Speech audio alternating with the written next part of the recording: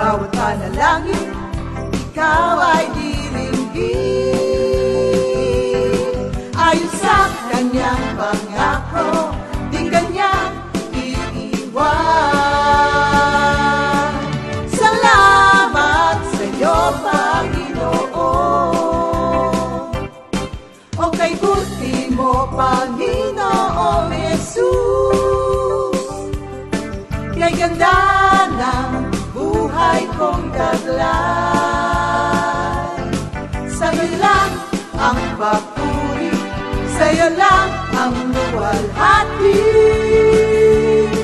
Sa aking buhay, ikaw ang number one. O kay buti mo, Panginoong Jesus, kay ganda ng buhay kong taglay.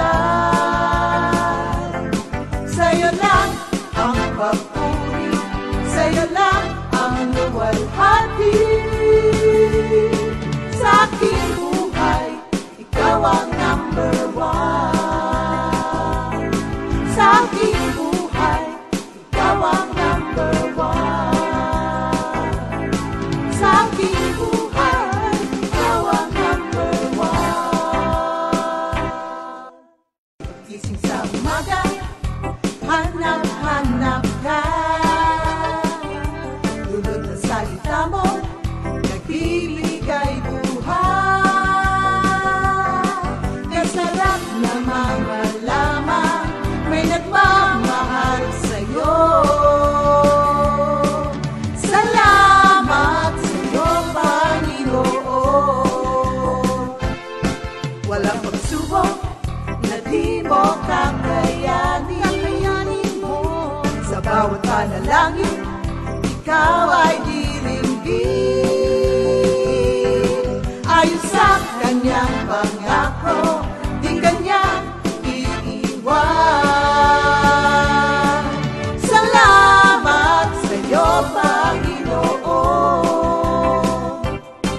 O kay buti mo, Panginoong Jesus, kay ganda ng buhay kong taglay. Sa'yo lang ang papuri, sa'yo lang ang luwalhati. Sa aking buhay, ikaw ang number one. O kay buti mo, Panginoong Jesus, kay ganda ng buhay kong taglay. Sa'yo lang ang papuri.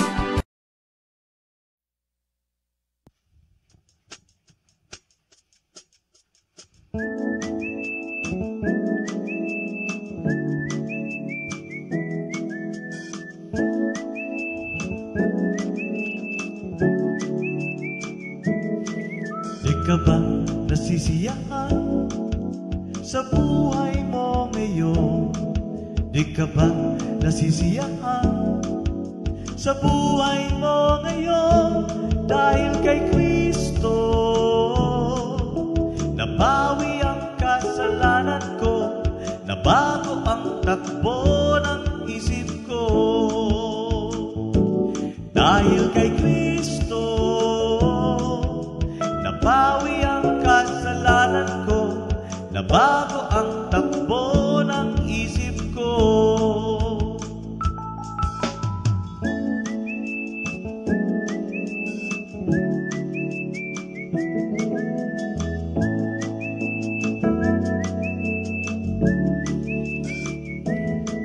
Di ka ba nasisiyahan sa buhay mo ngayon? Di ka ba nasisiyahan sa buhay mo ngayon? Dahil kay Kristo nabawi ang kasalanan ko, nabago ang takbo ng isip ko. Dahil kay Kristo nabawi ang kasalanan ko, nabago ang takbo ng isip ko. Napako siya sa krus dahil sa tao, namatay siya para sa'yo. Pag-ibig niya'y wagas, di kumukupas, kaya't purihin siya.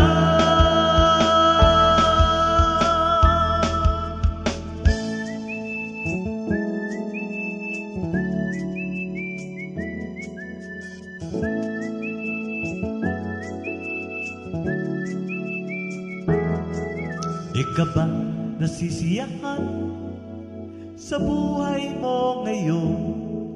Di ka ba nasisiyahan sa buhay mo ngayon? Di ka ba nasisiyahan sa buhay mo ngayon? Di ka ba nasisiyahan sa buhay mo ngayon? Dahil kay Kristo nabawi ang kasalanan ko, nabago ang takbo ng isip ko. Dahil kay Kristo nabawi ang kasalanan ko, nabago ang takbo ng isip ko. Dahil kay Kristo nabawi ang kasalanan ko, nabago ang takbo ng isip ko. Dahil kay Kristo nabawi ang kasalanan ko, nabago ang takbo ng isip ko.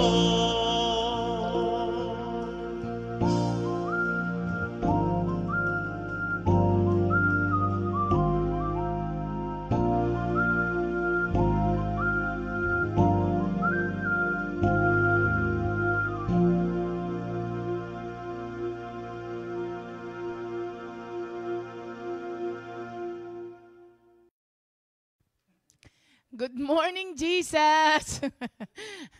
Dahil kay Kristo, nabago ang mga puso nating lahat. Good morning, everyone! Blessed Thursday po sa ating lahat. Napakaganda ng araw na ito. Huwag sayangin sa pagsisimangot. Huwag sayangin sa inis. Ito po ay gamitin natin para magbigay ng lugod sa ating Panginoon. Mananalangin po muna tayo.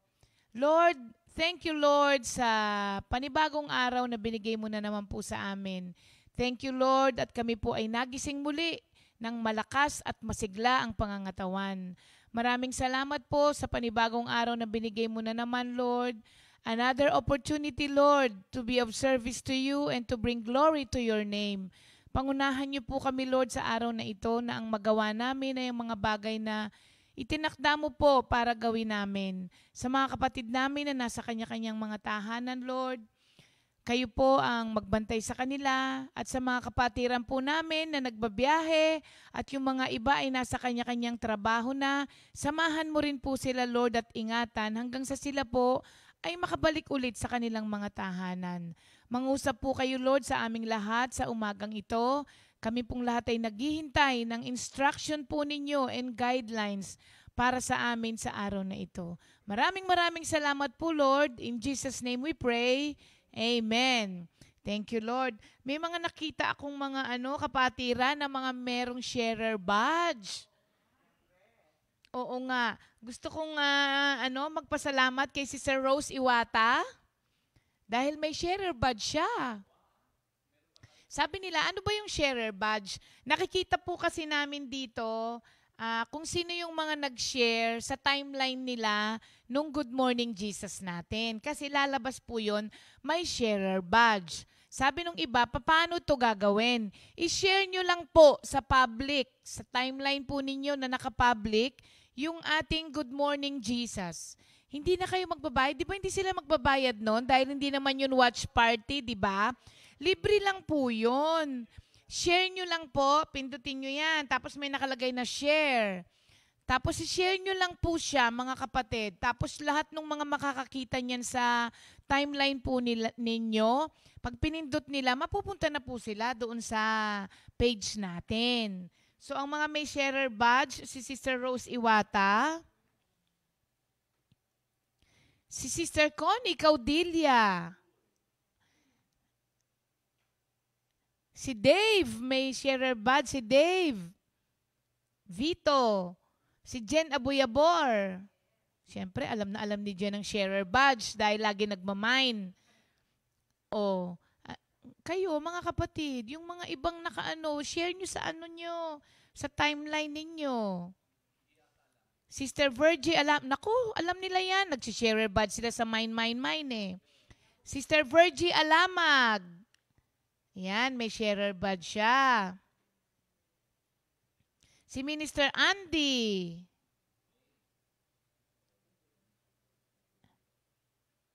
Sino pa? Si Sister Blessy Pineda. Good morning, Sister Blessy. May sharer badge siya. Yan.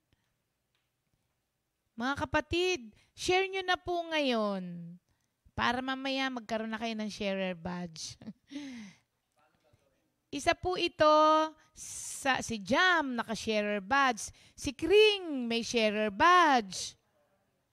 Sister Winnie Colina, may sharer badge. Sister Ami Hernandez, meron ding sharer badge. Ayan, mga kapatid, salamat po sa inyo. This is one way po of evangelism. Imbis na po kung ano-ano yung makita nila sa timeline natin, makikita po nila yung kapakipakinabang sa kanilang spiritual life. Kaya wala naman pong bayad ito, i-share nyo lang po. Sister Sally, share done. Sabi niya, share done.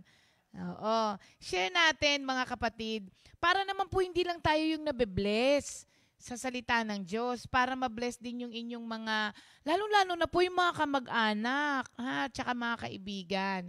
Okay.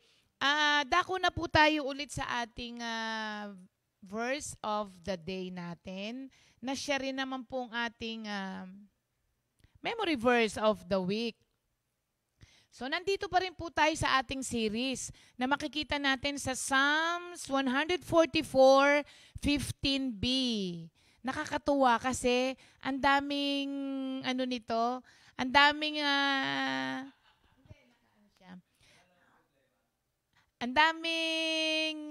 ayan, nawala tuloy ako. Hindi, may technique yun. Ang daming nakita akong post na ang nilagay po nila sa post nila at sa mga story of the day nila, itong happy are the people whose God is the Lord. Psalm 144:15b. Happy are the people whose God is the Lord. Yan po ang ating series kasi. At thank you po sa mga nag-share nito. Nabanggit na nga po natin na maraming mga tao in pursuit of happiness. Wala po sigurong mga tao na pag tinanong mo, ayaw nilang maging maligaya. Lahat po tayo ay included yan sa goal natin. Gusto nating mangyari sa buhay natin. Gusto nating lumigaya. Kaya nga po kung ano-ano ang mga natatry natin, kung ano-ano ang mga napupuntahan natin, at kung sino-sino ang mga nagiging kaibigan natin, at kung ano-ano ang mga ginagawa natin para lang po tayo lumigaya. Diba? Merong mga lumiligaya sa panonood ng sine. Merong mga lumiligaya kapag ka bumibili ng sapatos, ng bag, ng damit. Merong mga maligayang buhay kapag kasama ang mga kaibigan. 'Di ba? Merong mga lumiligaya pag kain ng kain. Meron ding mga lumiligaya kapag umiinom ng milk tea, di ba? Marami po tayong ginagawa. Tapos, lalong-lalo na, marami ang akala nila lumiligaya sila, kaya napupunta sila sa drugs. Alam niyo po, meron pong nag-share sa amin, nung kami po ay napunta sa isang rehab, yung mga nagtatrabaho doon ay mga drug addicts din before. Ngayon po, inexplain sa amin kung bakit po mahirap daw makawala ang isang taong na-addict.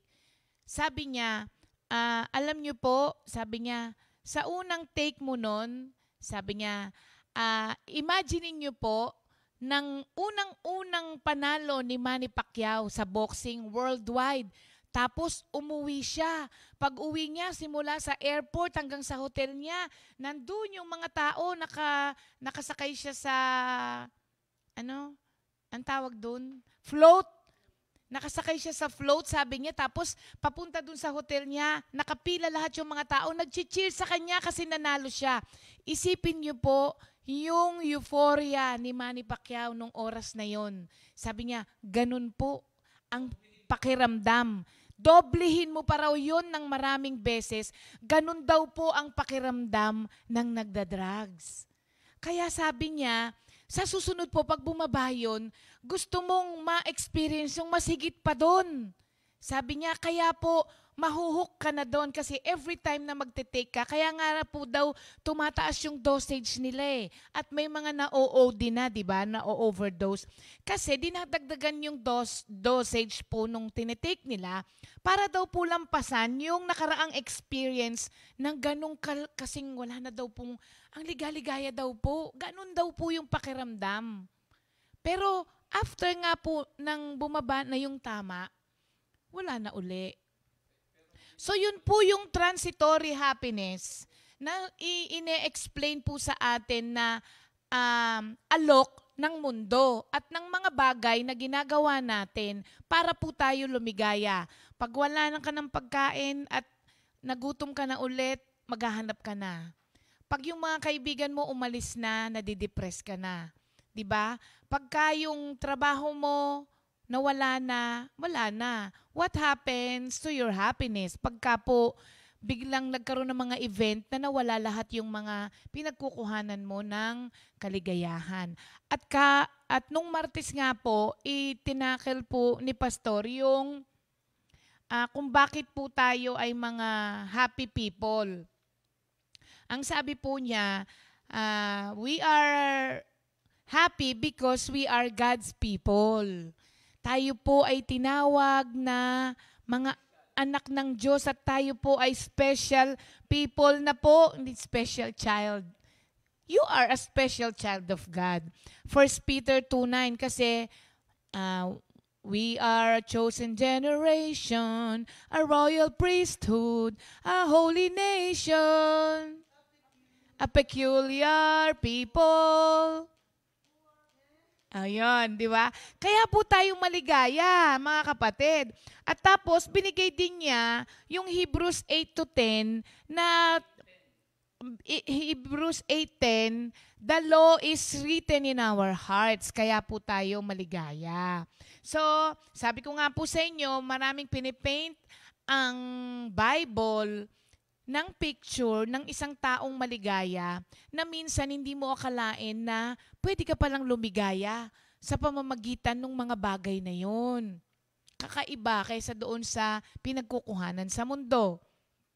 At sa araw po na ito, bibigay ko po sa inyo yung isang kakaibang pinagkukuhanan ng kagalakan ng mga Kristiyano. Mga Kristiyano lang po ito.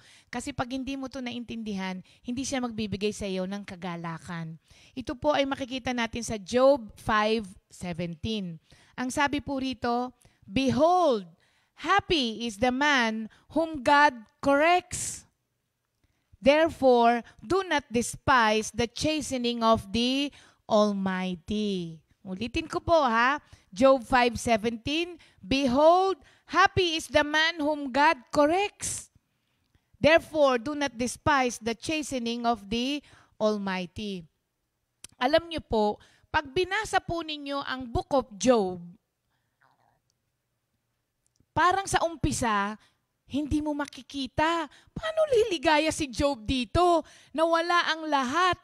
Asawa, anak, paano yung ari-arian, nawala lahat. Pati mga kaibigan, nawala lahat. Paano siya liligaya doon? Lumigaya po. Sa bandang huli, makikita ninyo, dinoble pa ang lahat ng nawala sa kanya. So, yung mga kaibigan po niya rito, nagkaroon po sila ng erroneous na paniniwala doon sa dinaranas ni Job. Para po kasi sa kanila, nandun po sila sa retribution theology, na ang mga taong mababait ay hindi dumaranas ng pagsubok. Ang mga taong masasama lamang ang dapat dumanas ng pagsubok. Kasi pagka nagkakaroon daw po ng pagsubok, ibig sabihin nabubulol ako. You are guilty of sin. In general principle po, may kinalaman po naman kasi talaga ang mga suffering as the fruit of sin.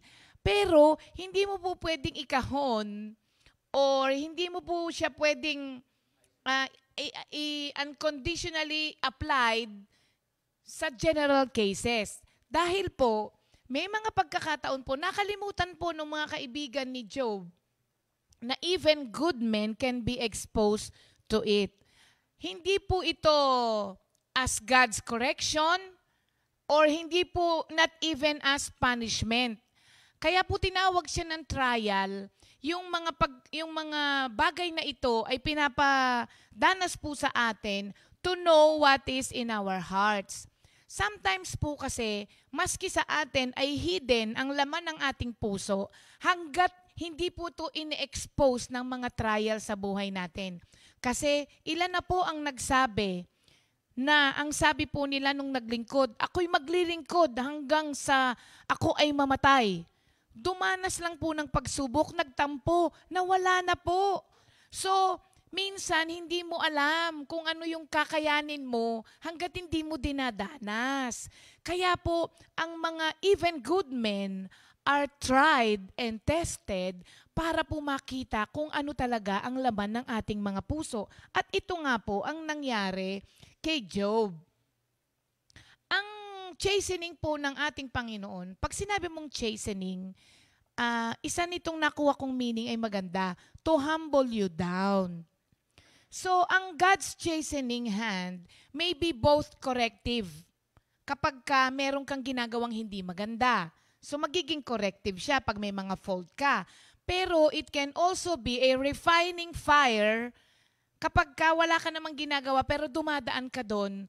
Kasi 'di ba, gold is tested by fire. Malalaman mo kung fake o hindi ang pananampalataya mo. Kagaya rin ng malalaman ng apoy kung ang ginto ay dalisay, kung ito ay fake or genuine siya. So ganun po ang ginagawa sa atin ng pagsubok or chastening. Pero kakaiba ang chastening na nanggagaling sa Panginoon, kaya ito ay nagbibigay ng ligaya sa atin. Ito po ay parang chastening that comes from a father's love for the child's good. Yan. Bakit siya nagiging maligaya? Ang anak niyo po ba, kapag gumagawa ng mali, pinababayaan niyo lang? Di ba hindi naman po?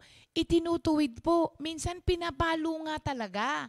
Para pagdating ng araw, maging maganda ang buhay nila. Kasi pagka po ang bata ay sa umpisa pa lamang, maliit pa lamang po, ay nasusunod na ang gusto niya kahit na ano, pagdating po ng araw, hindi magiging masaya ang buhay niyan. Bakit?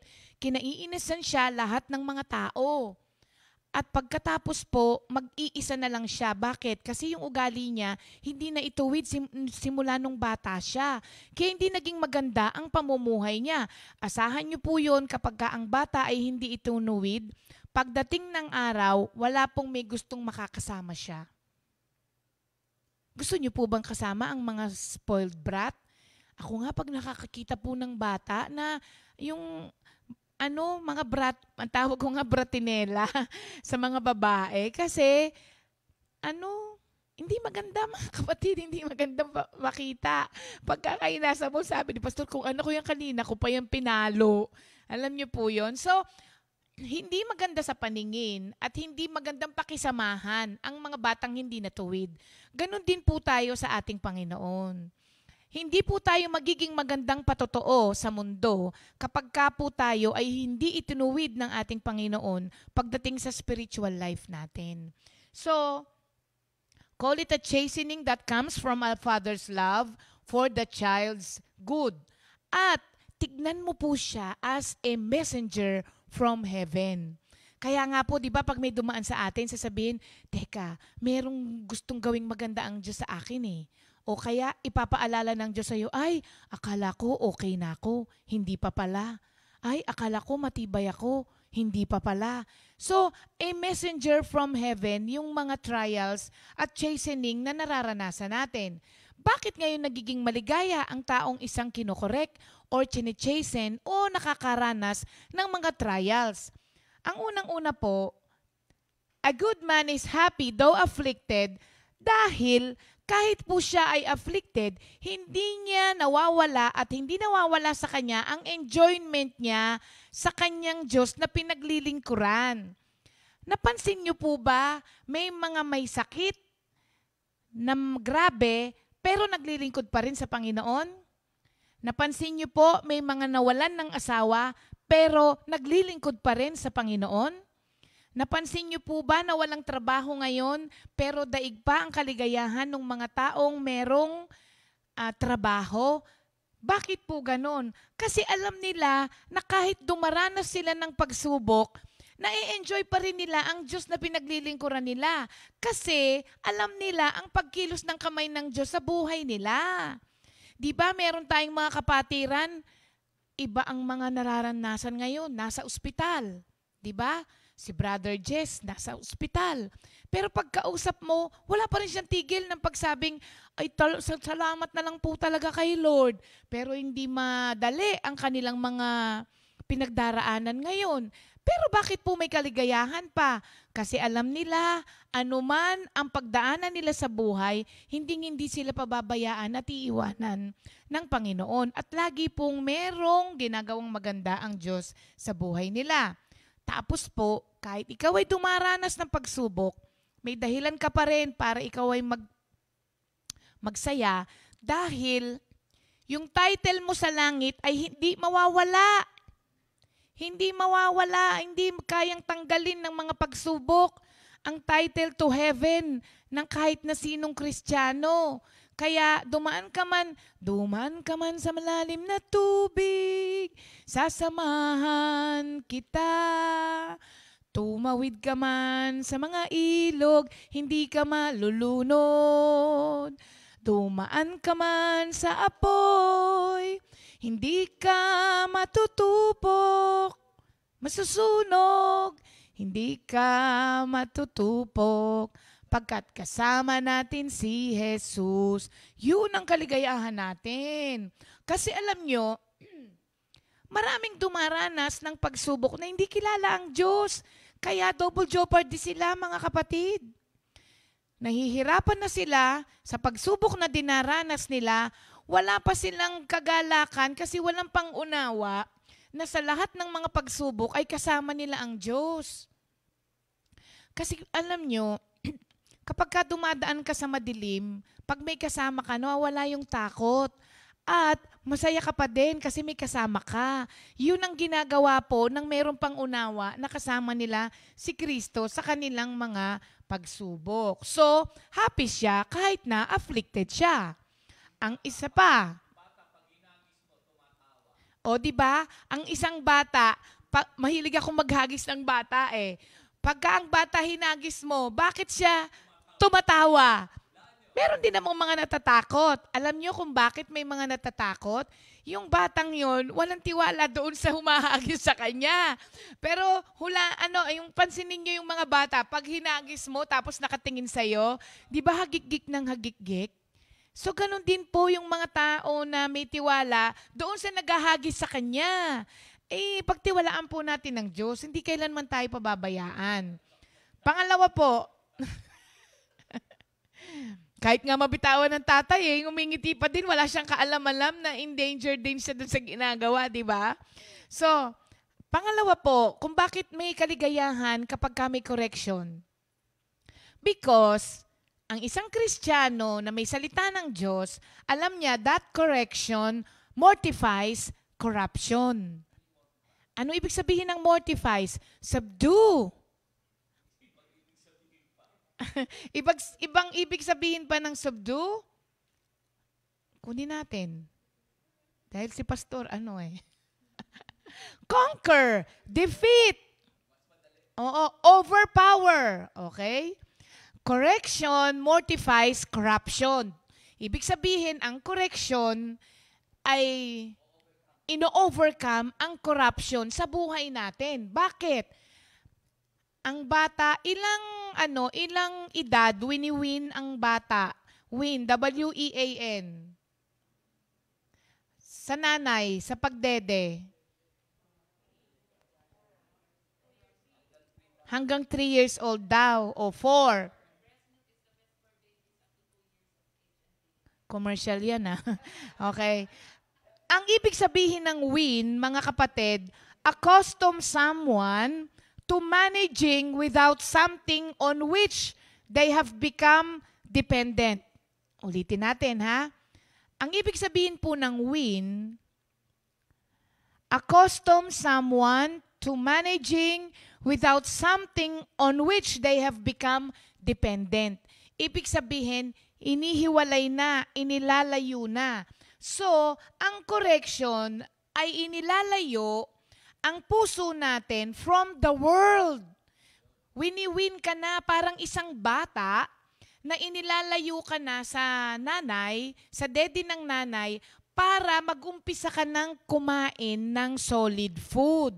So, ang correction wins our heart, wins our heart, hindi win from the world. At ito ay inilalapit ka, dinodraw ka to the Lord. Why? Pagka dumadanas po tayo ng pagsubok, takbo agad tayo doon sa alam natin na makakatulong sa atin at makakapacify at makakakalma sa atin sa oras ng pagsubok. Yun po yung ating Panginoon. So, kaya masaya ka kasi inaalis ka na nito sa mga makambundong bagay at dinadala ka nito papalapit sa Panginoon. And correction brings us to our knees. Lalong-lalo na kapag sobra na at hindi mo na kaya, luluhod ka talaga sa Panginoon. Kaya nagiging maligaya ka kasi subukan po ninyo yan, mga kapatid. Pag meron po kayo talagang sobrang pagsubok, ako naranasan ko to. Bihira na kasi tayong lumuhod ngayon, hindi ba? Pero iba po ang nadadala kapag ikaw ay nakaluhod sa Diyos kasi talagang you are totally humbled down na talagang inaamin mo sa Diyos, Lord, kailangan kita. Walang mangyayari sa sitwasyon ko kung hindi ikaw ang mag-i-intervene dito. Yun po. Kaya lumiligaya ang isang Kristiyano. Natututo kasi. Natututong tumakbo sa Panginoon at natututong magdepende sa Panginoon. Dati kasi, yun nga yung win, di ba? Yung accustom. Nasanay ka sa mga bagay nasanay ka kasi dati na wala ang Diyos. Nasanay ka dati na gumagawa ka ng mga solusyon sa problema mo, thinking na ikaw ang makakasolve nito. Ngayon, tinanggal tayo doon sa nakasanayan natin na yun.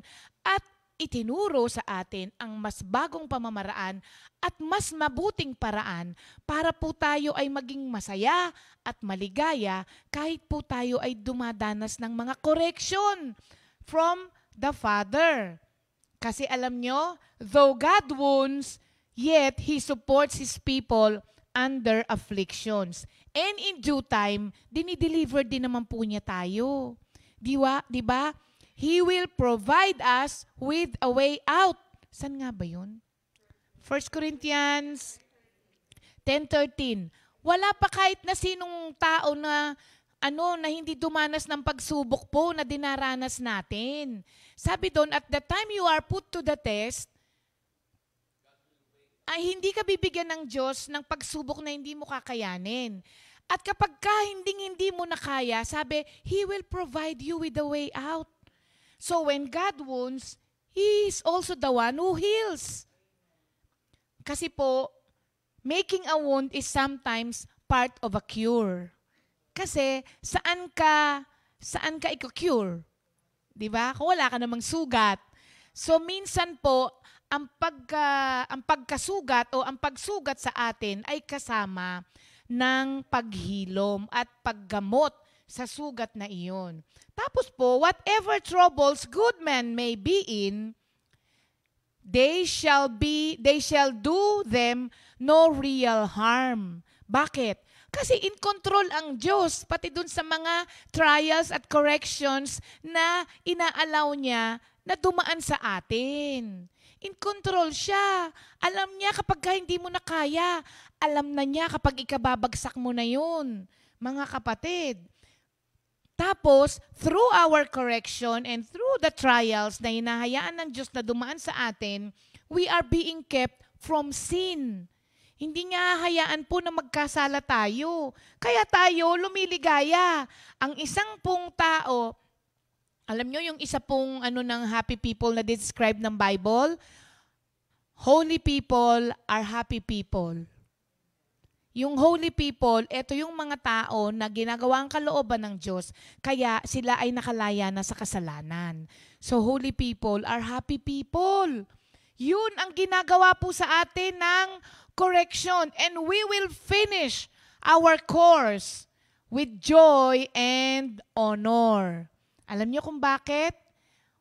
When that Christian has done his work, he will be fit for another world. Ibig sabihin, saan yung another world? Fit for heaven. Ang isang Kristiyanong hindi tinuwid ng Panginoon will not be fit for heaven. Kasi sa heaven, bawal ang masamang ugali, bawal ang makasalanan, bawal ang mga ganito. Tatanggalin ng Diyos sa iyo yun, mga kapatid. Hihiwalay ka niya sa kasalanan, hihiwalay ka niya sa mundo, at hihiwalay ka niya para sa langit, para maging fit for heaven ka. And when it is our time na to come back to the Lord, sasabihin niya sa iyo, good and faithful servant. Kaya nga, di ba, kahit na nawawala yung mga mahal natin sa buhay, may ligaya pa ring dala. Bakit? Kasi alam natin, sila ay bound for heaven na. At siguradong sigurado tayo kung saan sila papunta. Ang iyakan mo kapag ka ang mahal mo sa buhay ay namatay nang hindi nakilala ang Diyos. Doon ka talaga umiyak ng umiyak. Pero kapag ka ang iyong mahal sa buhay ay kinuha ng Diyos na naglilingkod sa Kanya at nakakilala sa Panginoon at tinanggap ang Panginoon ng sariling Panginoon at tagapagligtas niya, naku, may reason ka to celebrate. Kaya tayo rin po, we have all the reason to celebrate kapag ka tayo ay tinutuwid ng Panginoon. Kaya ang sabi doon, blessed are the people whom God corrects. Kaya pag kinukorek, huwag mong ipagsama ng loob, mga kapatid. Kasi ang taong pag kinukorek, sumasama ang loob, ay yun ay mga mayayabang at ma-pride. Kasi sabi sa Bible, never correct a conceited person. He will hate you for it. Kaya kapag ka ang isang tao ay kinorek ng Diyos at kinasuklaman niya ang Diyos dahil sa correction na yon, ma-pride ang tao na yon at conceited. Kaya kahit sinong taong kinukorek, pagka kinagalit niya yon, meron ka pang pride na kailangang isubdue, mga kapatid. Kailangang i-overpower ng pag-ibig ng Diyos. Kaya sabi rito, dun sa verse na binasa natin, therefore, do not despise the chastening of the Almighty. Kaya, yun. Thank you, Lord. Kaya tinawag ang mga Kristiyano na kinukorek ng Diyos or nire-reprove ng Diyos, tinawag na happy. So, kapag kinukorek ka ba, are you happy? Bira kasi mga kapatid ang natutuwa pag kinokorek. Ang unang reaction talaga natin pag kinorek, magagalit, maiinis. Pero later on, malalaman natin, ay, yung pala, kaya pala. Ay, buti na lang, tinuwid ako. Later on na lang natin nare-recognize. Pero thank you Lord, nare-recognize pa rin natin. Kasi merong mga tao na nung kinorek, nagtampo, lumayo na sa Panginoon at hindi na nakabalik. Buti na lang nakakabalik tayo palagi. Thank you, Lord. Okay, glory to God sa ating lesson. Alam nyo, nakakaaliw pag-aralan itong mga kapatid. Kaya sasabihin mo, wow, thank you, Lord. Ako pala ay dapat magalak. Ako ay nagalak. Sabing ganito. Hindi pala. Sa bahay ni Yahweh pala yon. So, blessed are the people na pinapapasok ng Diyos sa kanyang templo. Ang daming picture ng happy people or blessed people, mga kapatid. Okay, dako na ngayon tayo sa mga happy talaga sa araw na ito. Kasi happy birthday Meron bang nagbe-birthday na malungkot? Hindi happy birthday ang tawag doon. Sad birthday. Ano ang kanta pag sad birthday? Di ba? Happy, happy birthday. Pagka sad birthday. So, wala namang nagbe-birthday na hindi maligaya. Okay. Today is your birthday, Nanay Nene Alaba. Pang ilang birthday na ni Nanay Nene? 89? Grabe si Nay Nene, no? Nay Nene, happy 89th birthday po. At malakas pa siya. Nakita nyo siya, di ba nag-share siya nung nagpunta dito? 89 na po yun, mga kapatid. Pero laging on the go yun pagdating sa gawain ni Lord. Sa kanya nga, walang COVID Basta gawain ni Lord, sama. Alam nyo, nung nagkaroon tayo ng recording sa East, pinili lang natin yung mga pupunta doon, hindi ba? Tapos nagbibihis daw sila, Sister SP. Tapos nagbihis din daw siya. Sabi daw ni Sister SP, Ma, anong ginagawa mo? Saan ka pupunta? Ba't ka nagbibihis? Sabi daw niya, sasama ako sa inyo. Hindi ka pwede doon, madaming tao doon. Sagot daw niya, ganun ba? Tapos di na daw kumibo. Naawa naman daw si Sister SP. Kaya sinama niya, ay naku po, hindi mo mabayaran yung tuwa ni Nay Nene nung nandoon siya noon. Tapos nakita niya ulit yung mga kapatiran. Nakapag-share pa siya. Yun ang sobrang kaligayahan niya. Sa sobrang kaligayahan nga niya, nung nagsishare siya, naiyak siya Kasi ganun talaga mga kapatid. Sa mga may edad kasi sasabihin nila, konti na nga lang ang araw ko dito sa mundo, ikukulong mo pa ako. Sabi daw nila. So, enjoy your birthday, Nanay Nene. Today also is the birthday of Sister Mai Aquino ng ating Los Baños Outreach. Mine, Sister Mai. Meron daw padala si Sister Mai para i-share niya sa atin yung kanyang birthday. Ha? Minay namin. Okay. Ay, birthday din ngayon ni Tala. Tala Hernandez Alina. Happy birthday, Tala. Tala. Happy birthday, Tala. Ayan. At birthday ngayon ni Brother Joseph Pereye ng ating Nasugbu, Batangas Outreach. At birthday din ngayon ni Inday Jill. Inday Jill Serad. Happy birthday, Jill.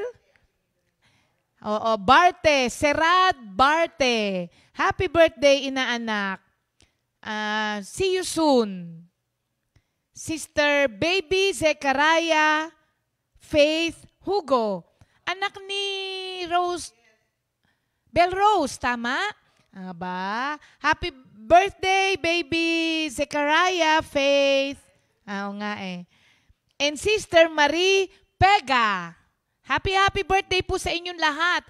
And today also is the 20... pang ilan ba? 26? Oo, 26. Kasi last year yung ano, di ba? 26 wedding anniversary ni Brother Bernie and Sister Vivian Caramba. Happy anniversary sa inyong lahat. Sige, dyan, batiin natin sila. Happy, happy birthday. Happy birthday. Happy, happy birthday. Happy birthday. Happy birthday to you. Happy anniversary. Happy anniversary. Happy, happy, happy anniversary. May the Lord God bless and keep you. May the Lord's light shine upon you. Happy, happy birthday to you. Happy anniversary to you.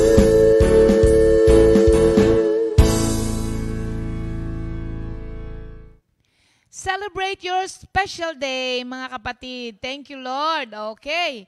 Ngayon, dako na tayo sa ating Memory Books of the Bible. Nag-enjoy ba yung mga nag-shopping? Nag-enjoy ba kayo? Boots, nag-grocery na kayo? Bukas pa. So, hindi kailangan masyado ni Boots ang ano?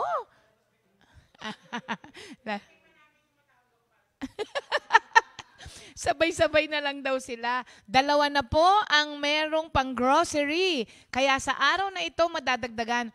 Sa pagkatapos nito, meron kaya na sa ating nag-sponsor ng 4 na tao para naman sa New Testament. Alam niyo kung bakit nagpadala si Sister Lynn. Sinabi Sister Lynn Lucky.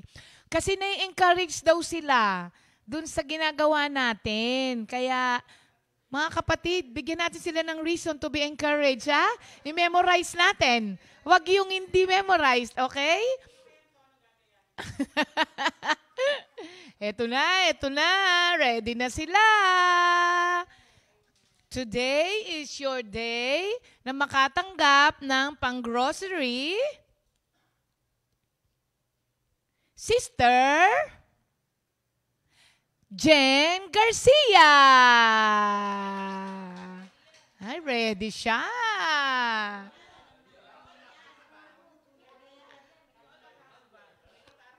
Kola husband daw kasi may gitara. Pero memorize niya. Calling Pastor Simple. Ano yan? Arranged by SJ pa ba yan?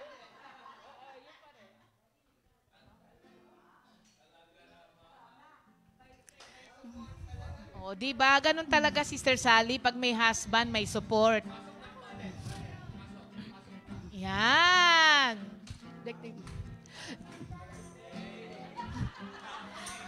Genesis, Exodus, Leviticus, Numbers, Deuteronomy, Joshua, Judges, Ruth, 1 Samuel, 2 Samuel, 1 Kings and 2 Kings, 1 and 2 Chronicles, Ezra, Nehemiah. Ezra, Nehemiah.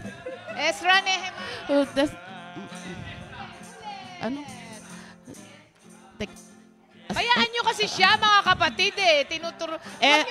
From the top down. Bayaan nyo siya mag-concentrate. Sige. Okay. Genesis, Exodus, Leviticus, Numbers, Deuteronomy, Joshua, Judges, Ruth, 1 Samuel, 2 Samuel, 1 Kings and 2 Kings, 1 and 2 Chronicles, Ezra, Nehemiah, Esther, Job, and Psalms, Proverbs, Ecclesiastes, Song of Solomon, Isaiah, Jeremiah, Lamentations, Ezekiel, Daniel, Hosea, Jonah, well, Nahum, Obadiah, Joel, ano ba? Joel, Amos. hindi pa, Joel pa. Ulit tayo. Hindi. Doon na lang sa chorus. Proverbs. Sa chorus na lang. Maganda kaya. Proverbs, Sige. Ecclesiastes, Song of Solomon, Isaiah, Jeremiah, Lamentations, Ezekiel, Daniel, Hosea, Joel, Jonah, Amos, Obadiah, Jonah, Nahum, Habakuk, Zephaniah, Haggai, Zechariah, Malakay. Yay! Ang ganda!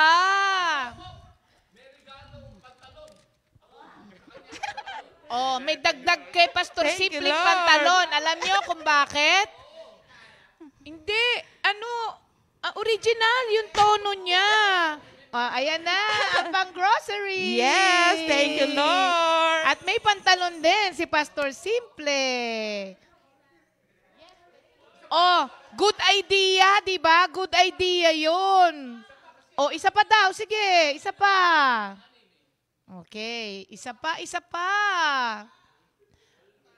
Sana habaan natin to, no? Hanggang ma-memorize din ng member. Mga kapatid, gusto nyo bang habaan natin to? Di alam nyo na kung ano gagawin? Thank you, Lord. Sa araw na ito, ang magkakaroon din ng pang-grocery ay...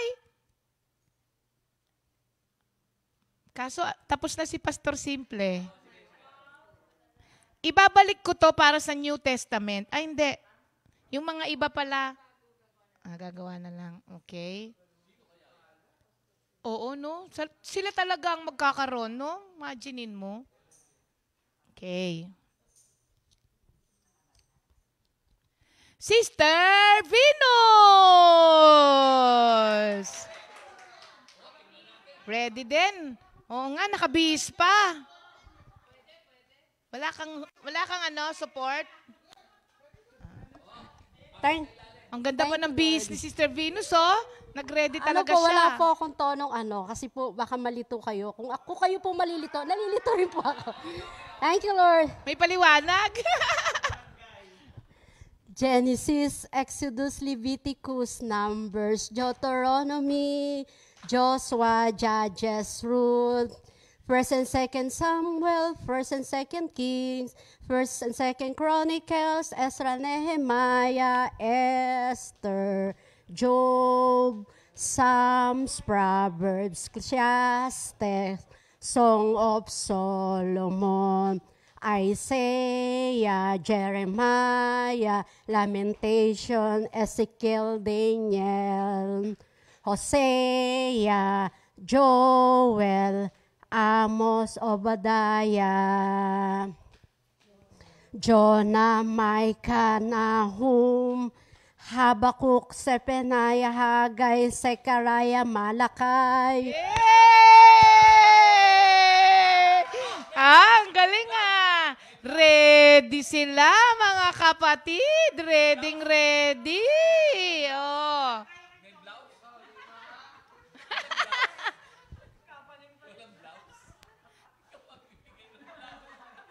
Ang kulit ni Pastor. Sige. May blouse din si Sister Venus. Mine. Madami akong na-mine, kaya meron. Okay. Thank you, Lord. Sa mga kapatiran natin, bukas ulit. Mag-pray kayo na kayong mabunot. Kasi si Lord ang nagdi-decide dito eh. Di bali, marami pa tayong sponsor. Bibigyan kayo. Thank you, Lord. Pero memorize nyo kahit na wala. Yes daw. Yeah. We. Di nga. Okay, thank you Lord. Sige po, dako na ngayon tayo. Naubos natin yung oras natin ha. Di bale, oo, mag-extend na lang. Masaya kasi.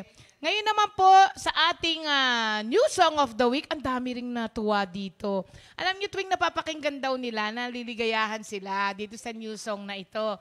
Tapos, nagagalak sila kasi nakalagay dun sa song ng new song, napakarami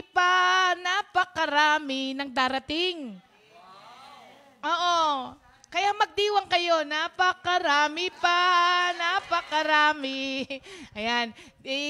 Panoorin po natin ang ating new song of the week na composed by Brother Mario Garcia, by Brother SJ ang nag-arrange, at GOG ang kumanta.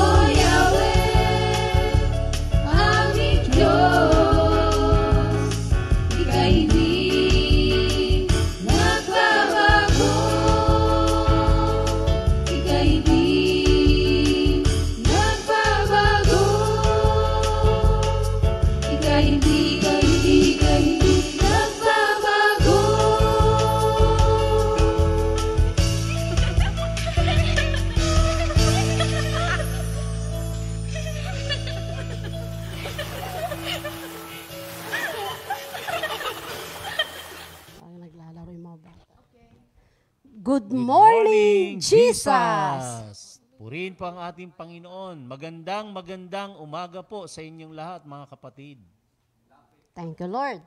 Good morning po mga brothers and sisters, lalong-lalo na po sa lahat na patuloy na nakikinig, sumusuporta sa pakikinig sa ating gawain. Thank you, Lord. Amen. Happy watching sa lahat ng ating mga members. Bible study pa. Sa ating mga relatives. Parang Bible study lang pala, no? Okay, so maligayang panonood sa inyong lahat, mga kapatid, sa loob at labas ng bansa. Study talaga. Thank you, Lord. At, opo, amen. Ako'y galak na galak. At napakarami pang darating. Amen. Nasabdyo na po. Ayan. Thank you, Lord.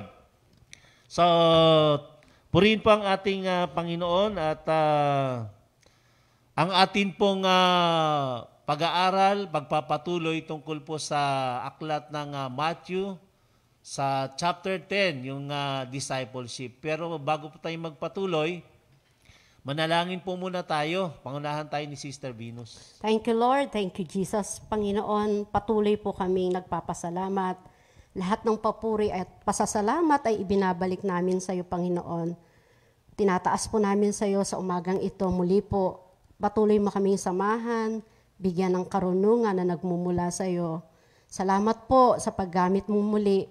Salamat po sa paggising namin sa umaga na kami ay malakas. Salamat, Panginoon, napakabuti mo po na patuloy po sa paggamit mo na maihayag po ang kadakilaan mo sa mga taong nakakapakinig. At muli po, Panginoon, tinataas namin sa iyo, Lord, na kung ikaw po ay wala sa aming buhay, wala po kami magagawa, Panginoon. Kaya lahat ng papuri at pasasalamat ay ibinabalik namin sa iyo, Panginoon. Thank you, Lord. Thank you, Jesus. In Jesus' name, Amen. Amen. Purihin ang ating Panginoon. Yun nga po, no, yung ating tinatalakay about discipleship. From calling and selection, instruction and sending. Ngayon naman po ay tungkol sa testing and commitment. Pero yun pong sa aming nais na i-share sa inyo ay tungkol sa testing at bukas naman ay yung sa commitment. Kaya abangan din po natin, mga kapatid.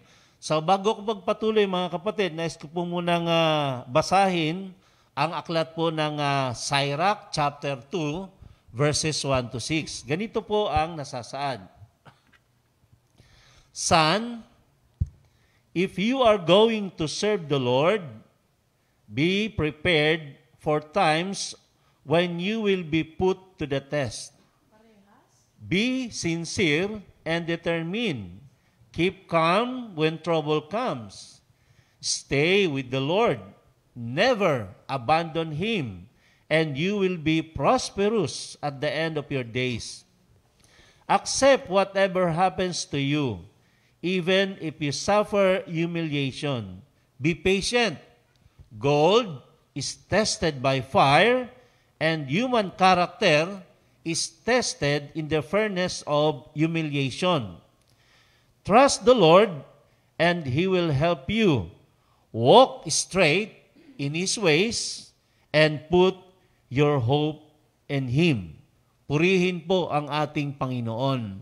Konting pahapyaw lang po dun sa Book of Sirach. Kasi po ang Sirach is also known as Ecclesiasticus, na ang ibig sabihin po ay church book. Dahil ito po ay madalas na ginagamit in the early church para magbigay ng instruction sa mga tao. At ang sinasabi po sa atin dito ng Sirach ay during difficult times, mga kapatid, kailangan nandun po yung ating trust, yung ating faithfulness, at saka yung ating patience. Napakahalaga po ng tatlong salita na yan. Pagtitiwala, katapatan, at pagtsatsaga. Mahirap, pero yun po ang nais na iparating po sa atin. Kasi po, pagka tayo ay may mga testing and trial sa ating buhay, Sabi nga madaling sabihin, pero talagang sa totoong buhay, mahirap na meron tayong pinagdadaanan. Kaya ang sabi diyang difficult times, mga kapatid, ito yung time of tinatawag na testing. So ang testing, mga kapatid, alam kong marami sa atin ang aayaw nito. Marami sa atin ang ayaw nito, mga kapatid. But it is an essential part ng ating spiritual growth. Ibig sabihin, meron pong benepisyo ang dulot kung ito po ay tatanggapin natin at titingnan po natin ng positibo at may pananampalataya. Ngayon sa aklat po ng Mateo, Kabanata 10, Jesus warned His disciples para sa kanilang haharapin o dadanasin. Subject sila sa persecution at saka hardships, mga kapatid. Sila po ay subject sa mga paglibak na sila ay tanggihan, ayawan, kamuhian, pagmalupitan, kutsain, murahin, laitin, at abusuhin. Subject po sila sa mga bagay niyan, saktan at ikulong. Kaya nga po, hindi po talaga ganun kadali ang sumunod sa ating Panginoon. Ang alam ko sa Greek word ng disciple kasi, matetes. Talagang matetes kayo. Oo, mga kapatid. Kaya hindi po ito yung parang easy-easy lang.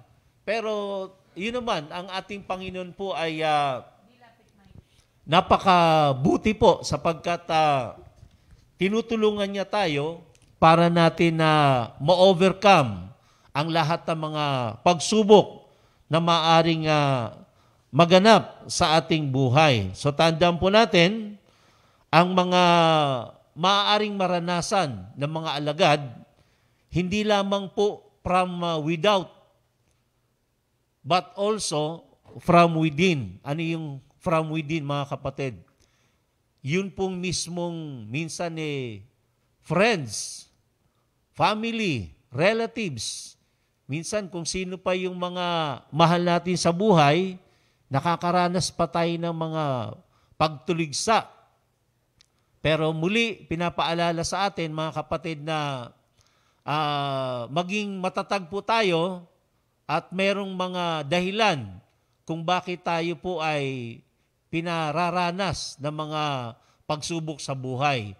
At tatawagin ko po muna Sister Venus para ibigay yung mga ilang dahilan at saka ko po itutuloy yung mga importance at saka yung tinatawag na purpose ng testing. Sister Venus? Thank you, Lord. Pag sinabi pong testing o pagsubok, ito po yung yung mga bagay na hindi natin ginusto, hindi natin inaasam, pero nangyayari.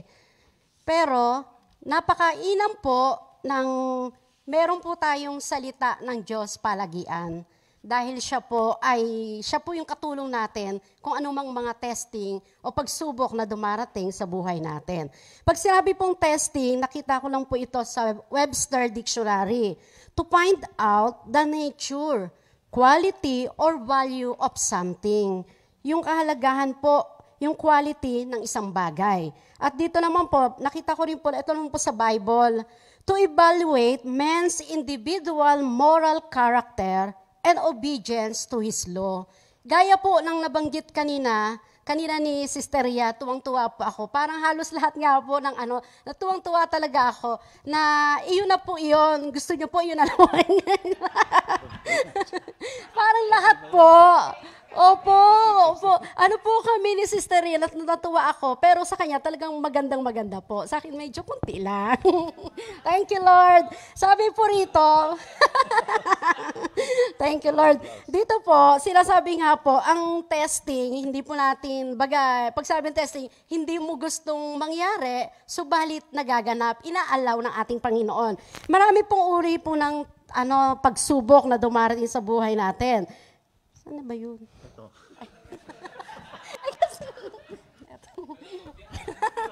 Thank you, Lord. Ay, isa po muna dito pa, mga kapatid. Yung test of faith. Minsan po talaga, katulad na nakasulat kanina na binanggit ni Minister Dodi, yung Matthew 10 verse 17, maging ang mga disipulo po at maging lingkod ni Lord at hindi naglilingkod sa ating Panginoon, nakaka-experience o subject na magkaroon ng pagsubok sa buhay.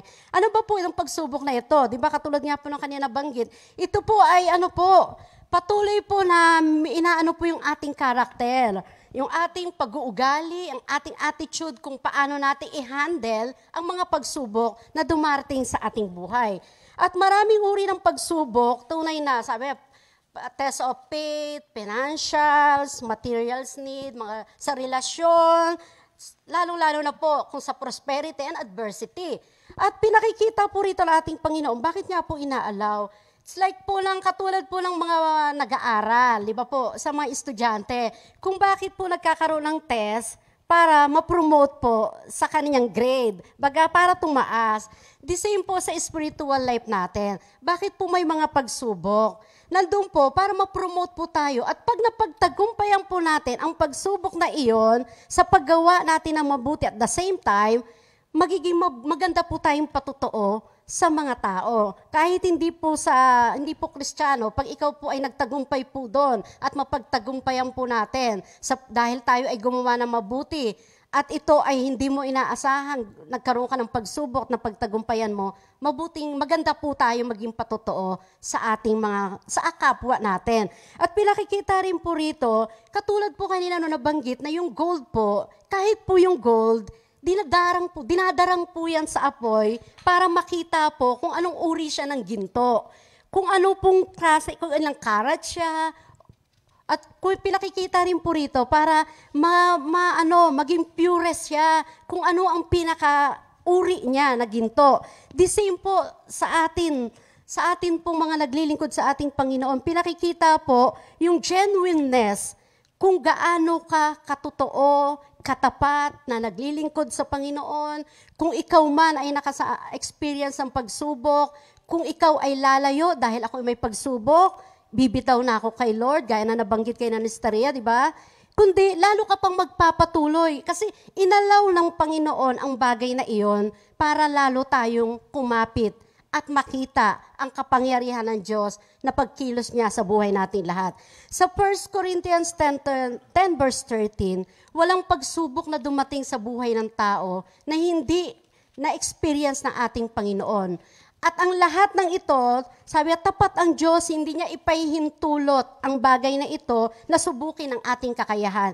Bagkus, pagdating ng pagsubok, bibigyan niya tayo ng kakayahang mapagtagumpayan ang bagay na ito.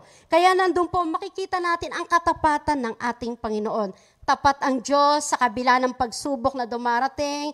Kung ikaw ay nananagana, tapat pa rin ang Panginoon. Kung ikaw ay may pagsubok sa kabila ng ikaw ay nakagawa ng bagay na hindi nagbibigay kaluguran sa Diyos, masagana po ang kamay ng ating Panginoon, ang kanyang grasya, manumbalik tayo sa ating Panginoon. Baguhin natin kung ano ang bagay na hindi nagbibigay kaluguran kay Lord. Ayusin natin yung buhay natin upang maalpasan natin kung ano man ang testing na ating nararanasan.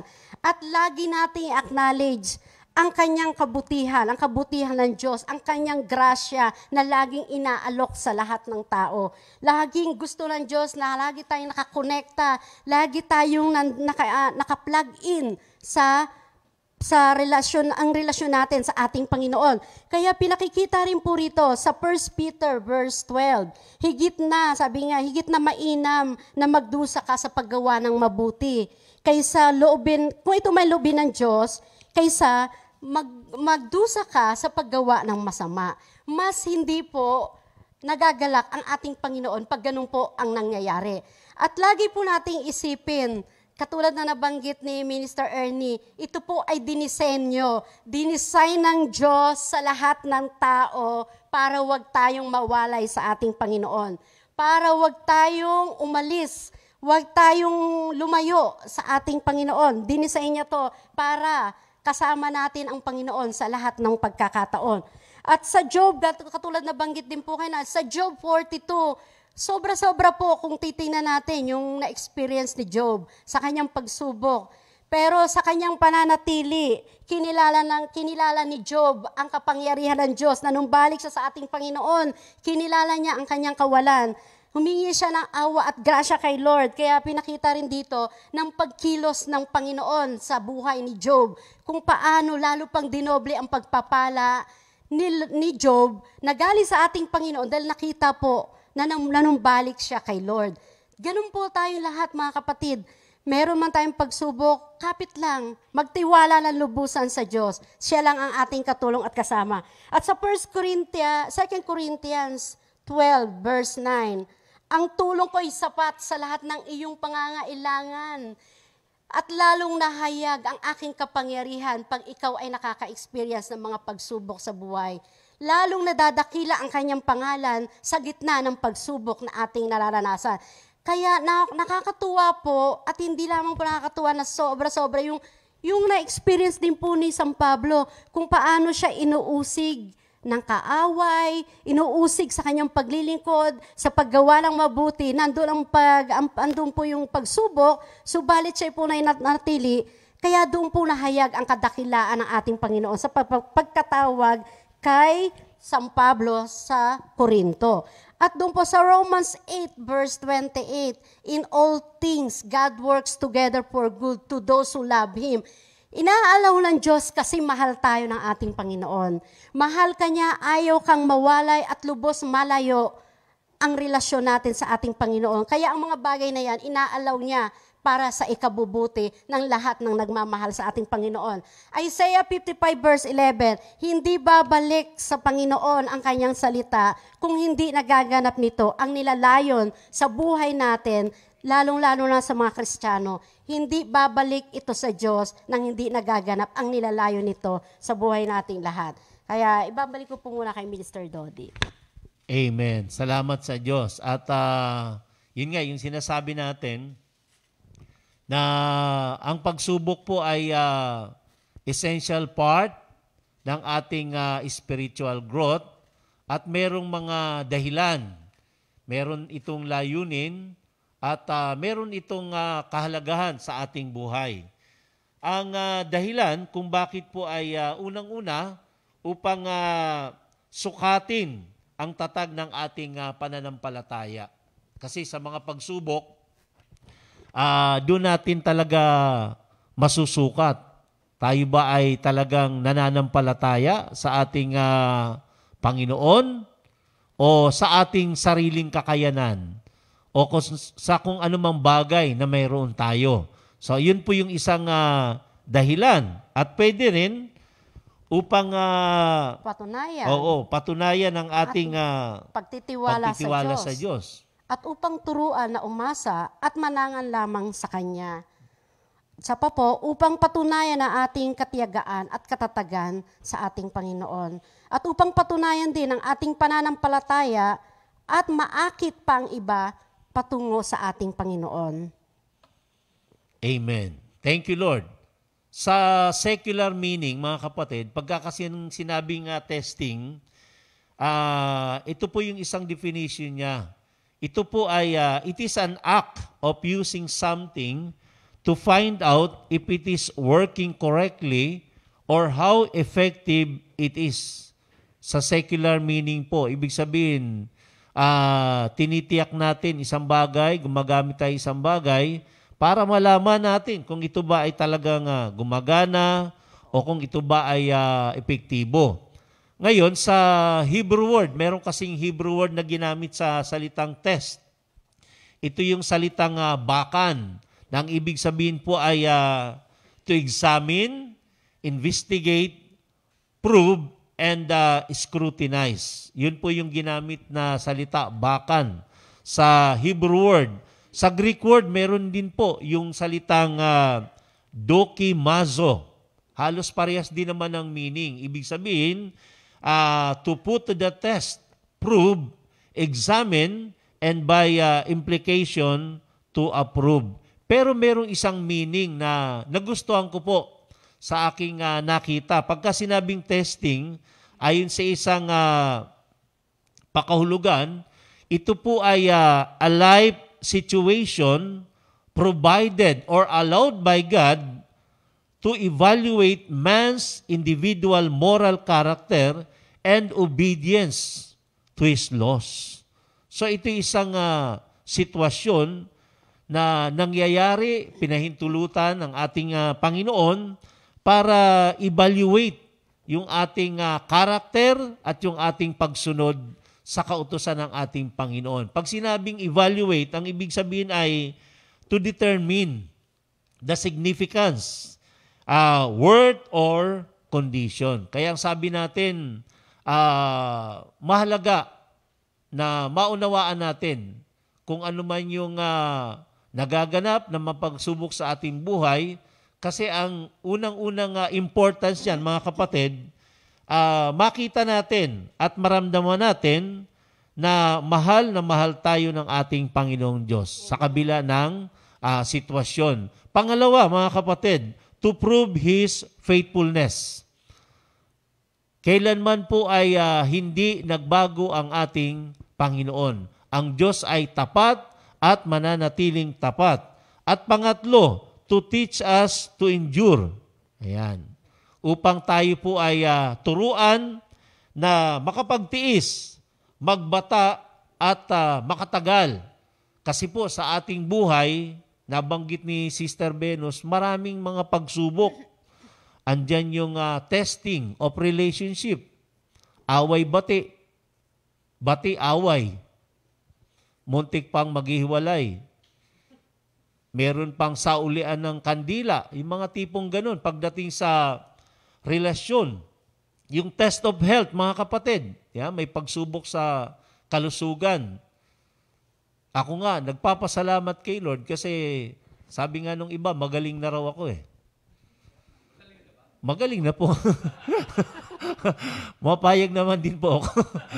Amen tayo dyan. Kasi nga po napakahirap po talaga pagka may karamdaman. Yung pagtaas at baba lang ng BP ko, hindi na maintindihan Sister Venus ko anong gagawin eh. Akala niya kukunin na ako ni Lord eh. Pero talagang maraming bagay na talagang hindi lang nabanggit ni Sister Venus. Totoo yun, may mga aral na tinuturo sa atin. Kaya nga nakakatuwa kasi merong signal na para yung lifestyle natin mabago, mga pagkain na hindi naman nararapat, yun. Kaya tumaas ulit. Oo. Naiyak ako kasi masarap ang Sarap kumain. crispy pata. Okay, ano pa po mga kapatid? Andyan yung test of financial and material needs. No? Yung mga gastusin, pangailangang material. Minsan nga nakakabagbag ng damdamin yung pagka nagsishare. Minsan, kaya lang hindi makakatapos ng pag-aaral kasi walang pambayad o walang mga pambili ng kung anuman. Naku, napakarami po niyan. Andyan din po ang test of faith, no? Yung masubok yung ating pananampalataya. At yung nababanggit kanina na test of adversity. Ito po yung kalagayan, serious na kalagayan or continued difficulty or misfortune. Marami po niyan ang nakakaranas. Pero ang pinakamabigat dyan, alam ko yung mga kapatid Sister Venus, di ba yung test of prosperity. Kasi sa test of prosperity, marami ang nakakalimot sa ating Panginoong Diyos. Pagka pinagpala na, siyempre, ano pa nga ba ang ipagdadasal mo kung nasa inang lahat? Parang basta nalilimutan na ang ating Panginoon. So nawa, pagka tayo ay pinasagana, pinagpala ng Panginoon, huwag po tayong makakalimot. So, ang testing po, mga kapatid, can feel negative thing, but it is not designed to be negative. Pwede kang makaramdam ng negatibo, pero sabi, hindi po ito didisenyo para tayo ay maging negatibo. Yung narinig ko po kanina, sa Isaiah 43, mga kapatid, verse 2, panghawakan po natin yan. Kasi yung promise of God's protection and help, always available po yan sa lahat ng mga nagtitiwala sa ating Panginoon. Ang gandang ulit-ulitin, yung Isaiah 43 verse 2. Ang sabi sa wikang Tagalog, Pag ikaw ay daraan sa karagatan, sasamahan kita. Hindi ka madadaig ng anumang mga suliranin. No? Dumaan ka man sa apoy, hindi ka maano. Hindi ka maibubuwal ng anumang mabigat na pagsubok. Yun po ang good news sa ating mga believers. Kasi ang sabi po, when you suffer with Christ, hindi ka nag-iisa. Sa English nga po, you're not alone. Alam niyo ba yun? Opo, totoo po yun. Oo, yun yung pangako niya. He will never leave you nor forsake you. Kaya sabi ko po, napakagandang ito po ay panghawakan natin. So regardless of the test, God is with you, God is with us, mga kapatid. God is with me, mga kapatid. So, ito po yung mabuting balita sa ating mga mananampalataya. At ang layunin po, ang sinasabi po rito ay kapag tayo po ay nasubok ng ating Panginoon, ito ay may kaugnayan tungkol sa ating mga puso and for a specific purpose. Sa John 17 or Proverbs 17 mga kapatid, verse 3, ang sabi po, fire test the purity of silver and gold, but the Lord test the heart. Kumbaga sa Tagalog po ay dinadalisay sa apoy ang ginto at pilak, ngunit sa puso ng tao'y si Yahweh ang sumisiyasat.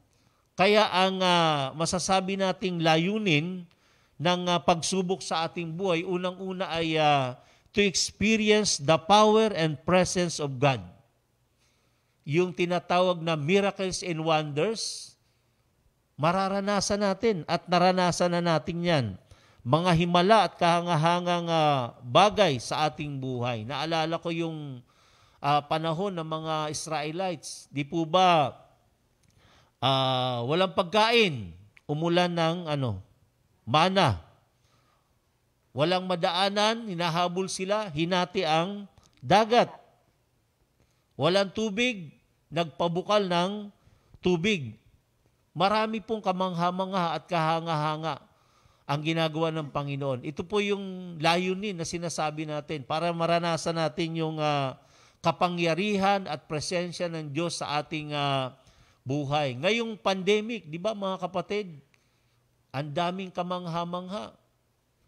Yung merong trabaho, yung nakabili pa ng sasakyan, nakapagpagawa pa ng bahay. Ang dami po mga kapatid. Narinig naman natin yung mga naibahagi ng ating mga kapatid. At maski man kami po rito. Thank you, Lord. Pangalawa, to bring glory and praise to God, mga kapatid. There is no greater thing that you could do kundi ang magpuri sa Panginoon while you're going through pagdating doon sa mga severe test, mga kapatid. So God always expects our praise. Lagi pong inaantay ng ating Panginoon ang ating pagpupuri at pagbibigay ng parangal sa Kanya. Ang sabi po ni King David sa Psalm 34 verse 1, I will bless the Lord at all times. His praise shall continually be in my mouth. At yung pangatlong dahilan dito na nakita natin mga kapatid ay to keep us from sinning.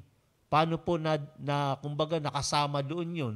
Kasi ang sabi po ron sa verse 6, nakita ko po, trust the Lord and He will help you. Walk straight in His ways and put your hope in Him. So yung word na walk straight in His ways, pagka sinabing walk straight, ito po yung sinasabing paglakad sa kalooban ng Panginoon. Paglakad sa Espiritu, hindi sa laman. Paglakad sa pananampalataya at paglakad sa bagong buhay na kaugnay ang ating Panginoon sa Kristo. Ito po ay sinasabing life-changing. Kaya kung meron mang isang dahilan o purpose kung bakit merong mga pagsubok sa ating buhay, ay to keep us from sinning. Ayon sa Exodus 20:20, Moses said to the people, "Do not be afraid. God has come to test you so that the fear of God will be with you to keep you from sinning." Kinuha ko rin po sa Tagalog ang sabing ganun. Sinasabi sa kanila ni Moses, huwag kayong matakot sapagkat sinusubok lang kayo ng Diyos. Ibig niyang magkaroon kayo ng takot sa Kanya pagkat ayaw niya kayong magkasala. So ilang bagay lamang po ito mga kapatid, marami pa ito. Pero ang pinaka bottom line po natin sa discipleship, sa paglilingkod natin sa ating Panginoon, kasama po talaga. Bahagi ng paglilingkod na may pagsubok. Pero sabi ng Panginoon, huwag tayong matakot. I have overcome the world. Purihin po ang ating Panginoong Diyos. Manalangin po tayo mga kapatid.